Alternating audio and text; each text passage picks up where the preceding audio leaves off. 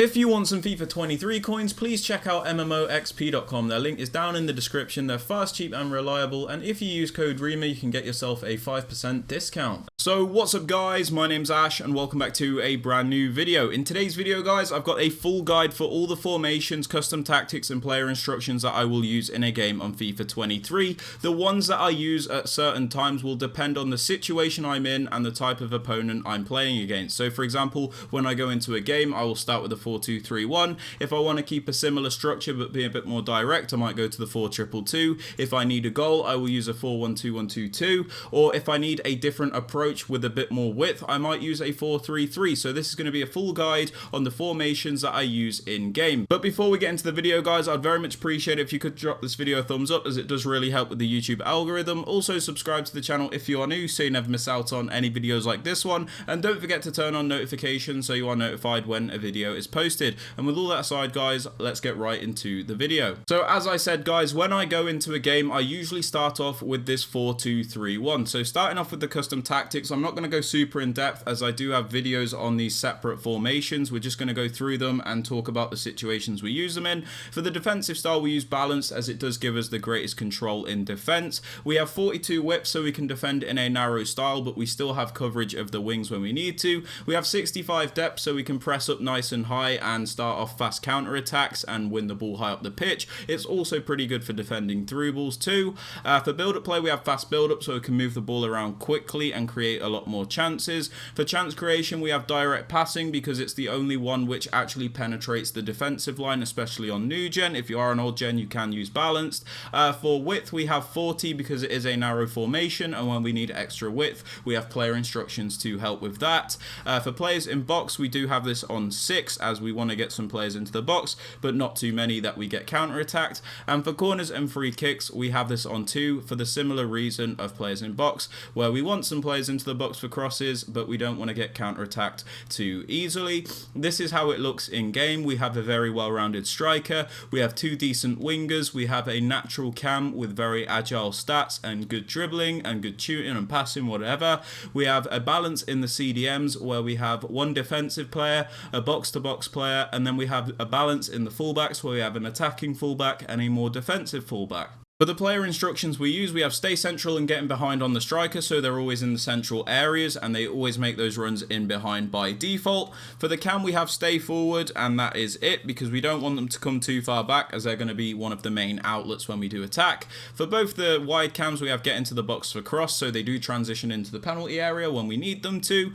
For the more defensive CDM, we have stay back while attacking, cut passing lanes and cover center. This is so they stay back and pretty much be a nuisance to your opponent, and they break up the play very well. We don't need them to get forward, so we have them on stay back. For the more box-to-box play, we just have them on completely balanced and then cover center, so they're covering those central areas, but they're also contributing to attack and defense. For the more defensive fullback, we have stay back and overlap, obviously because we want them to stay back while we're attacking. And for the more attacking fullback, we'll have balanced attack and overlap. This gives us extra width, and this is the more attacking player out of the fullbacks. Now, when the 4-2-3-1 isn't cutting it, and I want to keep like a similar structure with the defense, but we need a bit more of an attacking threat, a bit more of a direct approach, we will use the 4-2-2-2. And for a lot of it, the custom tactics are pretty similar. We keep the defensive style unbalanced, so we have great control. Again, we have the width on 42, so we can defend quite narrow, but we still have coverage of the wings. Again, we have the depth on 65, so we can press up nice and high when we need to and win the ball back. But again, it's good for defending through balls. For build-up play, I actually switch this from fast build-up to balance just because it's a bit more of a flatter formation and you don't want your players constantly running out of position. Again, this helps to keep it a more direct formation as players pretty much stick to their positions. Chance creation, again, direct passing as it is definitely the best in this game. For attacking width, we have this on 40 for the similar reason of the 4-2-3-1. It is a narrow formation, so we do need to play quite narrow with it. And again, with the player instructions, we're going to show you how we get extra width. Players in box, again, we have have this on 6 for the similar reason to the 4-2-3-1. We want some players into the box, but we don't want to overcommit our team. And for corners and free kicks, again on 2, so we can have players in the box from set pieces, but we don't overcommit our team. The two strikers that we use have a bit of a balance between them. Keane is a more clinical finisher. Di Maria is a bit more of a skiller, technical player, so we have a nice balance between the two strikers. The wide cams are nice technical players with agile like dribbling and good passing. Basically very good like wide players, which is what you want. We again have one more defensive CDM and one more like box-to-box CDM, and the same with the fullbacks where we have one more attacking fullback and one more defensive fullback. For the players' instructions, we have stay central and getting behind on both of the strikers because we want them to stay in those central areas and we want them to run in behind by default. This doesn't always mean you have to play the ball in behind, but it just means they make those runs by default. On the two cams, again, we have get into the box for cross, so they do transition into the penalty box, so they're more effective when we are attacking. For the box-to-box CDM, we have, again, like default stats, default settings, sorry, and cover center, so he's constantly breaking up the play in the middle. Balanced attack, so we can attack and defend. The more defensive CDM, we have stay back while attacking, cut passing lanes and cover center, the same as in the 4-2-3-1. And similarly with the fullbacks, we have balanced attack and overlap on the left back for extra width, as he's the more attacking player. And then on the more defensive player, we have stay back while attacking and overlap. When the 4-2-3-1 and the 4-2-2 aren't working for me and I need to find a goal for myself, I will use the 4-1-2-1-2 narrow. So what do we use for this? Again, for the defensive style, we have this on balance because we want more control. I sometimes go to like team press and that when I really need a goal and the opponent is like passing it around the back. But by default, I just have this on balance as this is quite aggressive already. The width, we have this on 40 because we want to defend narrow and we need to obviously cover the wings as well. I sometimes switch this up, but again, I just have this on 40 by default. For the depth, we have this on 70, which is 5 higher than the other formations, because again, I use this when I'm trying to be extra aggressive, which is really good because we can press up high and start quick attacks. We have fast build up, so if we do win the ball high up, we can build up the play very quickly and create quick chances, which is important when you don't have a lot of time left in the game.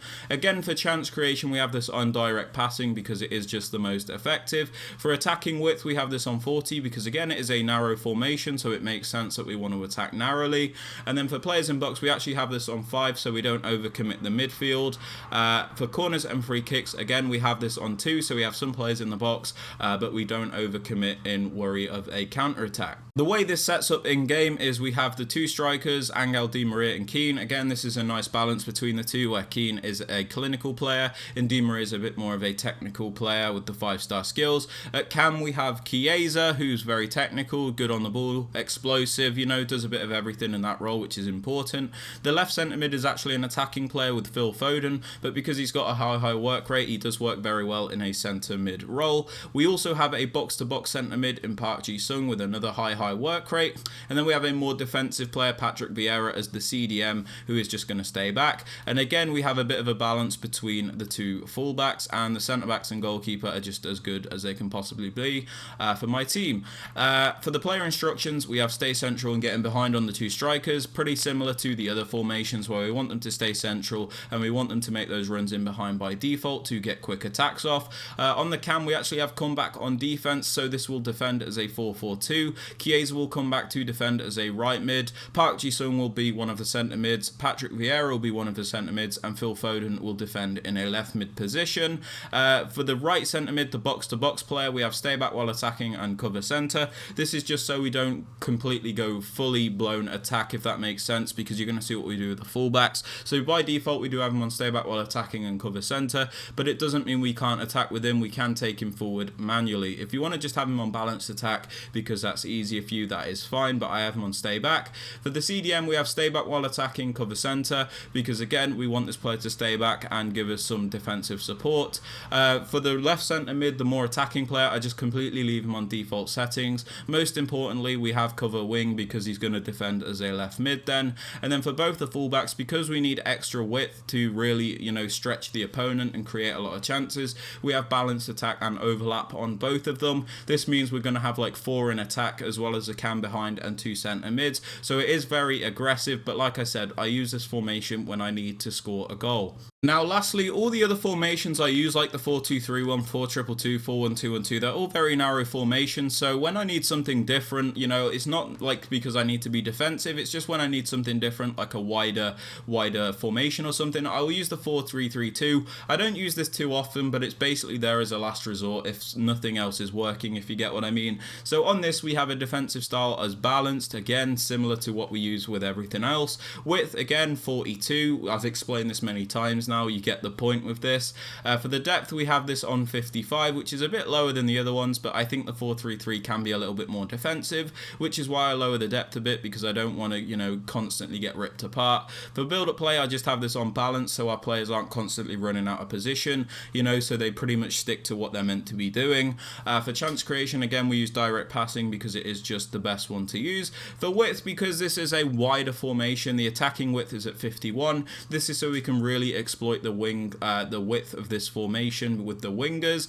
We just like to use 51 so we can really utilize the wings more in this formation. Plays in box, we have this on 5 so the midfielders don't overcommit. And for corners and free kicks, we just have this on 2 for the same reason we do in the other formations, where we just want to, you know, pass to somebody in the box from a set piece, but we don't want to overcommit our whole team.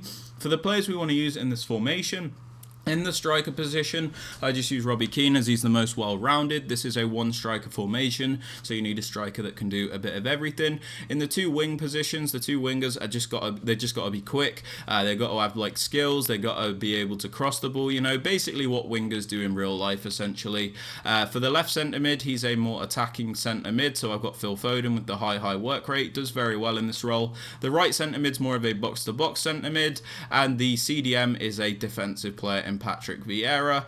And then the two fullbacks are the same, where we have one more attacking fullback and one more defensive fullback. Now for the player instructions on the two wingers, I just completely leave them alone, as I don't like to restrict them too much. Sometimes I want them to be wider, sometimes I want them to come inside a bit more, other times I might want them to get into the box. You know, I don't really want to restrict them too much. It gives us a nice variety in attack. On the striker for this formation, I literally just have stay central. Again, I don't want to limit him too much, but I don't need him going off to the wings, as we already have wingers.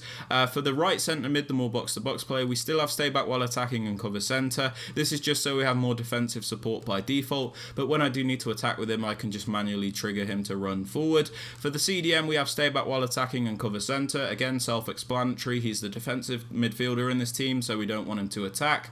The left centre mid is a more attacking player in Phil Foden with the high work rates, and we just have him on default settings and cover centre.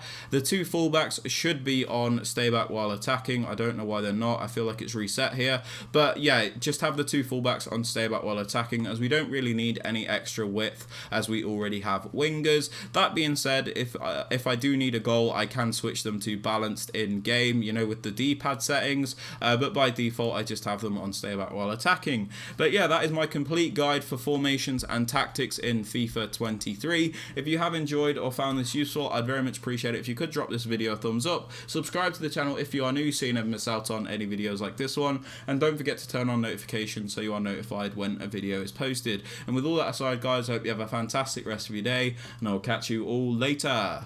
Peace.